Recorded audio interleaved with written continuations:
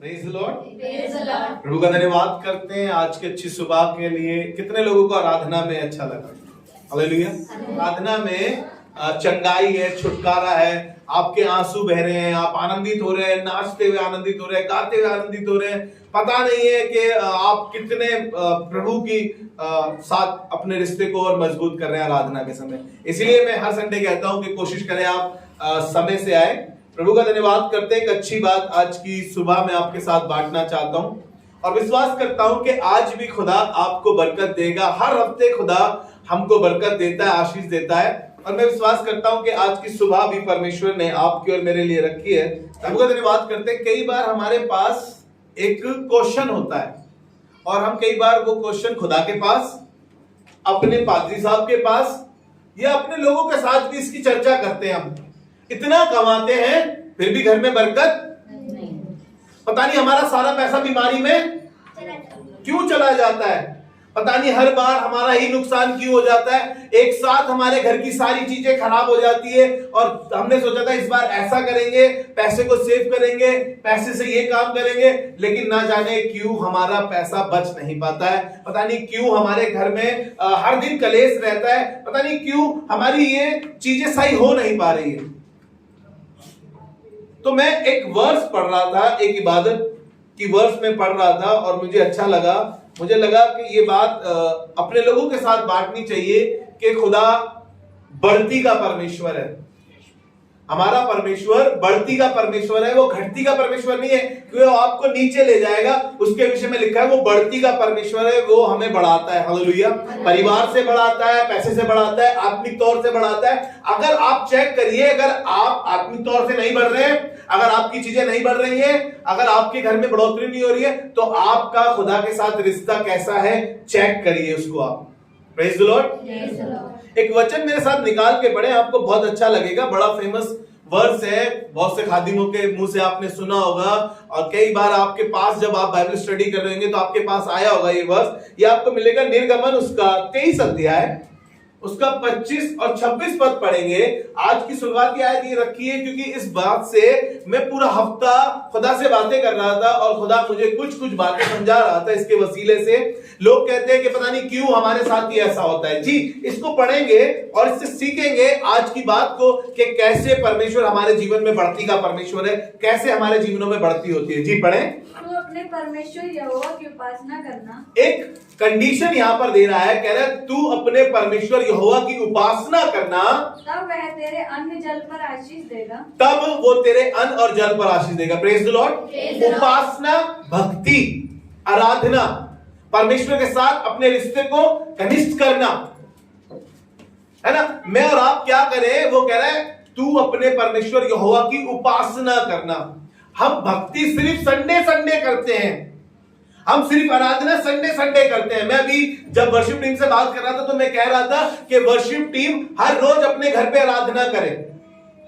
ये नहीं कि हम सिर्फ सैटरडे प्रैक्टिस में आराधना करते हैं और संडे बस करते हैं। हम वर्शिपर वो है, खुदा का वो उपासना वो है जो हर रोज आप परमेश्वर की उपासना करते हैं। आप रोज जॉब पर जाते हैं अपनी, आप रोज खाना खाते हैं, आप रोज पानी पीते हैं, लेकिन आपको पता है उपासना रोज नहीं कर पाते हैं हम, और हमारे अन्न और जल पर आशीष नहीं ठहर पाती है। हमें लगता है कि इतना कमाने के बाद भी, भैया इतनी सैलरी है हमारी, इतना इनकम आता है हमारे घर में, उसके बाद भी हमारे राशन के डब्बे खाली है, हमारे बच्चों की फीस नहीं गई है, हमारा बिजली का बिल नहीं गया है, क्योंकि आपने कहीं उपासना करनी छोड़ दी खुदा की। हालेलुया।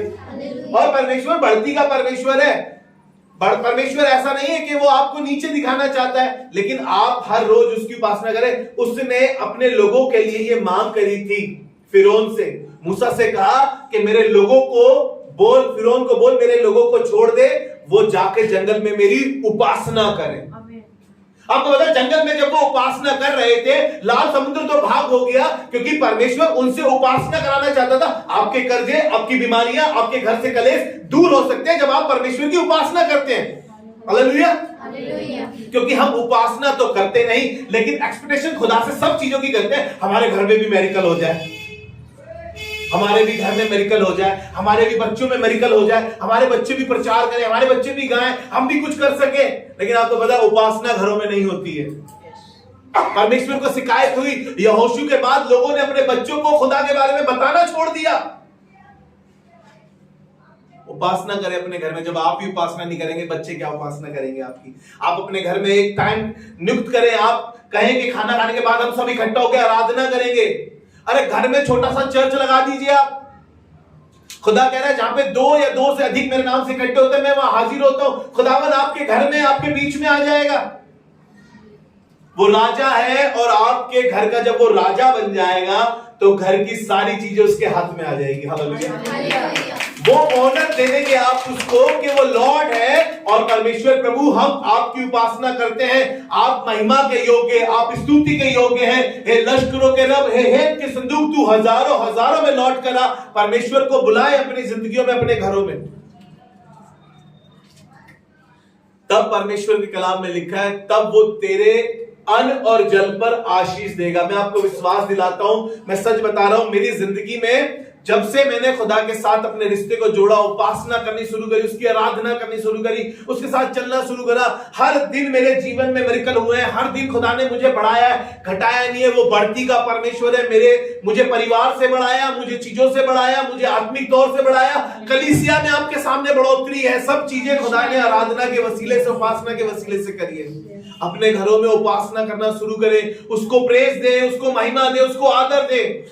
आपके अन्न और जल पर आशीष क्यों नहीं आ रही है मुझे नहीं मालूम, लेकिन खुदा बढ़ती का परमेश्वर है। जब जंगल में वो उपासना करने के लिए निकले, चैलेंज बहुत थे। आपके पास भी चैलेंज बहुत है। आपकी जॉब के लिए बड़ा चैलेंज होगा आपके पास। आपको कैसे काम करना है, बड़ा 24 घंटे आपको काम करना पड़ रहा है, तब जाके आप मेहनत से कमा के ला रहे हैं। उसके बावजूद भी कुछ बच नहीं रहा है, इतनी मेहनत करने के बाद भी। लेकिन आपको बताऊं, परमेश्वर मनुष्य नहीं जो कहकर मुकर जाए। वो कह रहा है जब तुम अपने परमेश्वर यहोवा की उपासना करोगे तो वो तुम्हारे अन्न और जल पर आशीष देगा। वो परमेश्वर है, वो मनुष्य नहीं है जो कहकर मुकर जाए। मैं आपको इसलिए ये चीजें सिखा रहा हूं ताकि आपके जीवन से वो घटियां दूर हो जाए, आपके परिवार से वो घटियां दूर हो जाए। जिस चीजों से आप जुलझुला रहे हैं, आप परेशान हो रहे हैं, वो चीजें आपकी। मैं आपको सच बता रहा हूं, हमारे घर में जॉब नहीं थी। मैरिज के तुरंत बाद मेरी जॉब छूट गई जो मैं जॉब कर रहा था, और एक प्राणी मेरे साथ और जुड़ गया। ऑलरेडी किराए के घर पे रह रहा था, ऑलरेडी मैंने एक मोबाइल खरीद रखा था, उसकी किस्तें जा रही थी। मैंने कहा खुदा बाप हम क्या करें? खुदा ने कहा गिटार उठाओ और पार्क में चले जाओ। ईमानदारी से बता रहे हैं आपको, 3 महीने जॉब नहीं रही, लेकिन 3 महीने हमारे घर के राशन के डब्बे खाली नहीं हुए। हालेलुया। अपने फोन की किस्त भी दी, जिस फोन के डब्बे को मैं खोलना नहीं चाह रहा था। आपको मालूम है, राखी ने कहा खोल तो लो इसको। मैंने कहा नहीं यार, किसी को ऐसे ही दे देंगे, कोई हमारी किस्तें भर देगा। 0% पे हमने, 0 डाउन पेमेंट में हमने उठाया था। हमने कहा 0 डाउन पेमेंट में ही ले लो और किस्तें भर देना। आपको बताया वो फोन के बाद कितने फोन बदल गए आपको बता नहीं सकता, लेकिन कारण एक था, उसकी उपासना, उसकी आराधना करनी नहीं छोड़ी। हालेलुया। मतलब आपने कभी ऐसा नहीं करा कि हम उसकी उपासना कर रहे हो और हमें रोगों से झेलना पड़ा हो, हमें बीमारी का सामना करना पड़ा हो, हमारे पैसे बीमारी में चले गए हो, हमारे पैसे एक्सीडेंट में चले गए। ना ना, हम उसकी उपासना करते रहे और खुदावन अपना काम करता रहा। हालेलुया। इसलिए वो कह रहा है तब तू अपने परमेश्वर यहोवा की उपासना करेगा तो वो तेरे अन्न और जल पर आशीष देगा। Praise the Lord. इजराइली जंगल में निकल गए और आसमान के खुदा ने उन्हें आसमान से मन्ना खिलाया, क्योंकि वो कह रहा था मैं तुम्हारे अन्न और जल पर आशीष दूंगा। उन्होंने जंगल में मांस की डिमांड कर दी, आसमान के खुदा ने जंगल में लिखा है धूल के समान मांस बरसाया और उनके नथनों तक वो भर दिया। हालेलुया। आसमान के खुदा ने जहां जंगल में पानी नहीं था वहां पे एक पौधे से उसने पानी बना दिया और पानी को मीठा कर दिया। जब खारा मिला तो जब उन्हें पानी की प्यास और लगी तो उसने चट्टान पर मारकर अपने सेवक से पानी की धारा बहा दी। वो खुदा कह रहा है तुम्हारे अन्न और जल पर आशीष देगा। हालेलुया। जब वो जंगल में उन्हें खिला सकता है तो आपका परमेश्वर आपको आपके उसी रोजगार में, छोटी सी नौकरी में, छोटे से घर में आपकी मदद कर सकता है, क्योंकि वो बढ़ती का परमेश्वर है। हालेलुया। वो बढ़ती का परमेश्वर है। आपको लग रहा होगा इस छोटी सी जॉब में कैसे बच्चे पालूंगी, इस छोटे से मकान में कैसे गुजारा करूंगी, इस कैसे कर पाऊंगी, कैसे सफर करूंगी इस जिंदगी में। आपको बताऊं वो परमेश्वर है जो तुम्हारा हाथ पकड़कर चलेगा। जो वो कह रहा है, जैसा कि सोना आंटी ने वर्ष बांटी, तुम उसके पास आओगे तो वो भी तुम्हारे तुम्हारे पास आएगा। तुम्हें उपासना करने के लिए, आराधना करने के लिए उसके पास जाना पड़ेगा, और वो खुदा भी तैयार है तुम्हारे सब मसलों को हल करने के लिए। हालेलुया। और वह तेरे बीच में से रोग दूर करेगा। और वो तेरे बीच में से बीमारियां, वो बीमारियां जिनका कोई इलाज नहीं है, वो चीजें जो डॉक्टर कहते हैं कुछ नहीं हो सकता, जहां पर मेडिकल साइंस खत्म हो जाती है, वहां जहां आपकी उम्मीद खत्म हो जाती है, वहां खुदा बाप आपको उम्मीद दे देगा। जब डॉक्टर जवाब दे देंगे, आसमान का खुदा वहां पर आपको चंगाई दे देगा। हालेलुया। जब दवाइयां खत्म हो जाएंगी और बिगर दवाइयों के आपको लगेगा जी नहीं पाएंगे, आसमान का खुदा जिसने अपने नथनों की सांसें आपको दे दी, वो आपको जीवित भी रखेगा। हालेलुया। आप उस खुदा की इबादत करें, वो आपके अन्न और जल पर आशीष देगा, वो आपके बीच से रोगों को दूर करेगा। तेरे देश में ना तो किसी का गर्भ गिरेगा, तेरे देश में ना तो किसी का गर्भ गिरेगा और ना कोई बांझ होगी। हालेलुया। रिसीव करें इस बात को। खुद बाप कह रहा है कि कोई बांझ नहीं होगी। हमारा उपासना करना हमारी जिंदगी में, आपको मालूम है हन्ना उसकी उपासना कर रही थी, मंदिर में बैठी थी और जार जार रो रही थी, लेकिन आपको पता है खुदावन क्या कर रहा था? खुदावन काम कर रहा था। बाइबल में लिखा है 139 में, वो माता के गर्भ से पहले रचता है, जो बेडोल तत्व होते उसको जानता है, और लिखा है कि अपनी पुस्तक में लिखता है उसका नाम। हालेलुया। और आसमान का खुदा कह रहा है ना तो बांझ होगी और ना कोई गर्भ गिराया जाएगा। हालेलुया। आसमान के खुदा की जब उपासना करते हैं तो वो आपके जीवन में अद्भुत कार्य करता है। हालेलुया। वो हन्ना का ही परमेश्वर नहीं था, वो आपका भी परमेश्वर है। हालेलुया। उसने ऐसा नहीं है कि वो हन्ना के लिए काम करने के बाद उसकी शक्ति खत्म हो गई, वो आज भी परमेश्वर है, वो आज भी बड़े काम करता है, वो तुम्हारे जीवन में बड़े काम करने की सामर्थ्य रखता है। हालेलुया। उसने वो सिलसिला रुका नहीं कि हन्ना के बाद रुक गया, उसने आगे चल के एक बुढ़ापे में एक और बड़ा काम किया। एलीशिबा उसके जीवन में बड़ा काम किया। वो कह रहा है कि फिर कोई बात, आपको मालूम है उसका पति, एलीशिबा का पति हर रोज मंदिर में वेदी पर उसके सामने धूप जलाया करता था। अजरिया याजक उसका नाम था, यूहन्ना का बाप था। और आपको मालूम है खुदा कह रहा है कि तेरे यहां पर कोई बांझ नहीं। जकरिया उसका नाम था, यूहन्ना के बाप का। जकरिया हर रोज उसकी उपासना, उसकी आराधना करता था और बुढ़ापे में उसके औलाद हुई। हालेलुया। वो कह रहा है वो मनुष्य नहीं जो कहकर मुकर जाए, वो कह रहा है तेरे अन्न जल पर आशीष दूंगा, तेरे जीवन से बीमारियों को दूर करूंगा, रोगों को दूर करूंगा, तेरे यहां किसी का गर्भ ना गिरेगा और ना कोई बांझ होगी। वो परमेश्वर बढ़ती का परमेश्वर है। उस परमेश्वर की उपासना करें, आराधना करें। और परमेश्वर ने बहुत से लोगों के जीवन में बड़े बड़े काम करे। सारा जब 90 वर्ष की थी, अब्राहम उसका भय मानने वाला था, अपने बेटे को उपासना के लिए ले गया, आराधना कराने ले गया। आराधना है क्या? अपना सेक्रीफाइस, वो जिससे आप अधिक मोहब्बत करते हैं। आपको लगता है कि आपका टाइम बहुत कीमती है, आप खुदा के साथ उस टाइम को बताएं और खुदा आपके उस टाइम को वैल्यूबल समझ के, लिखा है प्रभु के साथ बिताया हुआ समय कभी व्यर्थ नहीं जाता। हालेलुया। आपको लगता है कि आपने झाड़ू लगाई है, आपको लग रहा है कि आपने जो कुछ भी चर्च के लिए किया है, कोई भी काम किया है, आसमान का खुदा उस पर अजर देता है और आपकी बरकत और आपकी आशीष को रख कर बैठा है। हालेलुया। मैं प्रभु का धन्यवाद करता हूं। मैं इस वचन पर जब मनन कर रहा था तो मुझे एक शख्स मिला और भजन संहिता उसका 37 अध्याय, भजन संहिता उसका 37 अध्याय। और मुझे एक खूबसूरत बात मिली जब मैं इस पे मनन कर रहा था, जब मैं लिखने बैठा, प्रभु इन बातों को और आगे कैसे बढ़ाकर कर सकते हैं। 37 उसके 25 पद में एक अच्छी बात लिखी है और यहाँ पर गीतकार, भजनकार इस बात को कहने लगा और कह रहा है कि मैंने आज तक, मैं लड़कपन से लेकर बुढ़ापे तक देखता आया हूं, मैं लड़कपन और बुढ़ापे से देखता आया हूं, परंतु ना तो कभी धर्मी को त्यागा हुआ, ना तो कभी धर्मी को त्यागा हुआ, और ना उसके वंश पर टुकड़े मांगते, और ना उसके वंश को टुकड़े मांगते हुए देखा है। Praise the Lord. वो ये कह रहा है कि जो उसकी उपासना करते हैं, जो उसकी आराधना करते हैं, जो उसके घर में बने रहते हैं, जो उसके पवित्र वचन को पढ़ते हैं, जो उससे प्रार्थना करते हैं, वो कह रहा है मैंने कभी ऐसे परिवार को टुकड़े मांगते हुए नहीं देखा है और कभी त्यागे हुए नहीं देखा कि परमेश्वर ने छोड़ दिया हो बीमारी में, परेशानी में, गरीबी में। मैं ये नहीं कह रहा हूं कि परेशानी आपके पास नहीं आएगी, लेकिन ये विश्वास दिला रहा हूं जैसे भजन 34 में लिखा है कि धर्मी पर बहुत सी विपत्ति पड़ती तो है, परंतु यहोवा उन सब से उन्हें मुक्त करता है। आपका परमेश्वर उनसे, बीमारियों से आपको मुक्त करने की सामर्थ और कुव्वत रखता है। हालेलुया। वो कह रहा है कि परमेश्वर कि मैंने कभी किसी को, धर्मी को, जो उसकी उपासना आराधना करते हो, टुकड़े मांगते हुए देखा हो, उनको मैंने ऐसा त्यागा हुआ देखा हो कि इनका कोई पूछने वाला नहीं है, कोई जानने वाला नहीं है, ये बेचारे गरीब से हैं, इनको कोई नहीं देखता। नहीं, मैं आपको बताऊं, जब हम खुदा के नाम को लेते हैं, जब हम खुदा की सामर्थ को देखते हैं, हमारी एक अलग पहचान होती है, हमारी एक अलग सोच होती है। लोग हमें देखकर कहते हैं ये वो लोग हैं, ये चाहे हमें वो ऐसे कहते हैं ये हालेलुया वाले आ गए, लेकिन परमेश्वर का धन्यवाद करते हैं। मुझे कई लोग कहते हैं ये वो हालेलुया वाला है, लेकिन प्रभु का धन्यवाद करता हूं कि मैं उसके नाम से अब जाना जा रहा हूं, मैं उसके नाम से अब जाना जा रहा हूं।